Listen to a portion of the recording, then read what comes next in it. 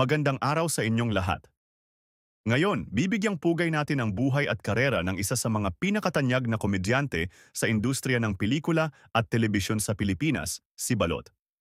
Samahan niyo ako sa paglalakbay mula sa kanyang kabataan, pag-angat sa showbiz, hanggang sa kanyang huling mga taon. Tunghayan natin ang kanyang mga naiambag sa sining at entertainment na hinding-hindi malilimutan. Si James Batley, na mas kilala bilang Balot, ay isinilang noong Oktubre 1926 sa Tondo, Manila. Lumaki siya sa isang mahirap na pamilya ngunit nagkaroon siya ng masayahing pagkatao na likas sa mga Tondo natives. Mula pa noong bata siya, nahilig na si Balot sa pag-arte at pagpapatawa na naging dahilan upang simulan niya ang kanyang karera sa mundo ng entertainment. Nagsimula ang karera ni Balot sa showbiz noong 50s bilang isang extra sa mga pelikula. Ang kanyang likas na talento sa pagpapatawa at pagganap ng mga nakakatawang karakter ay agad na napansin ng mga producer at direktor.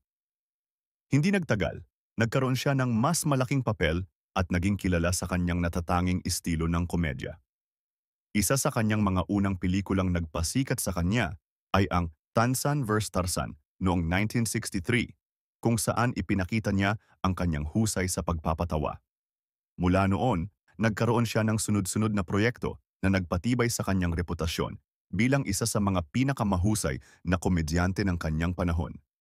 Si Balot ay nagkaroon ng isang makulay na karera sa loob ng maraming dekada.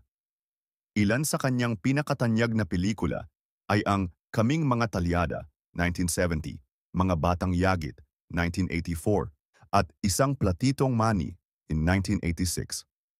Ang kanyang mga pelikula ay paborito ng mga manonood dahil sa kanyang natatanging paraan ng pagpapatawa at mga nakakatuwang eksena. Bukod sa pelikula, naging tanyag din si Balot sa telebisyon.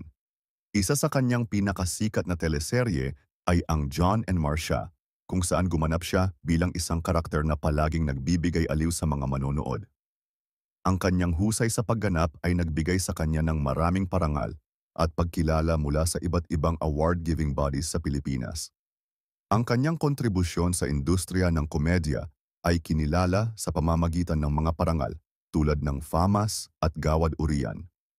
Ang kanyang dedikasyon sa kanyang propesyon at ang kanyang husay sa pagpapatawa ay nagbigay sa kanya ng respeto mula sa kanyang mga kasamahan sa industriya. Bagamat kilala si Balot sa kanyang profesionalismo, hindi rin siya nakaligtas sa ilang kontrobersya. Isa sa mga pinag-usapan ay ang kanyang personal na buhay, partikular na ang kanyang mga relasyon at ang kanyang pakikibaka sa kalusugan. Sa kabila ng mga pagsubok na ito, ipinakita ni Balot ang kanyang tapang at determinasyon na magpatuloy sa kanyang karera at magbigay kasiyahan sa kanyang mga tagahanga. Noong Nobyembre 12, 1996, sa edad na 70, pumanaw si Balot dahil sa sakit na diabetes. Ang kanyang pagpanaw ay nagdulot ng malaking kalungkutan sa kanyang pamilya, mga kaibigan, at mga tagahanga. Marami ang nagbigay pugay at nagbalik tanaw sa kanyang mga naiambag sa industriya ng showbiz. Ang pamana ni Balot sa larangan ng komedya ay hindi malilimutan. Ang kanyang mga pelikula at palabas sa telebisyon ay patuloy na nagbibigay ng kasiyahan at inspirasyon sa mga susunod na henerasyon ng mga komedyante. Siya ay isang tunay na alamat na nag-iwan ng malaking marka sa kasaysayan ng entertainment sa Pilipinas. At diyan, nagtatapos ang ating pagtalakay sa buhay at karera ni Balot. Isa siyang tunay na bituin sa mundo ng komedya at ang kanyang mga kontribusyon ay hinding-hindi malilimutan. Maraming salamat sa inyong panunood. Huwag kalimutang mag-subscribe at i-click ang notification bell para sa mga susunod naming video. Hanggang sa muli, paalam!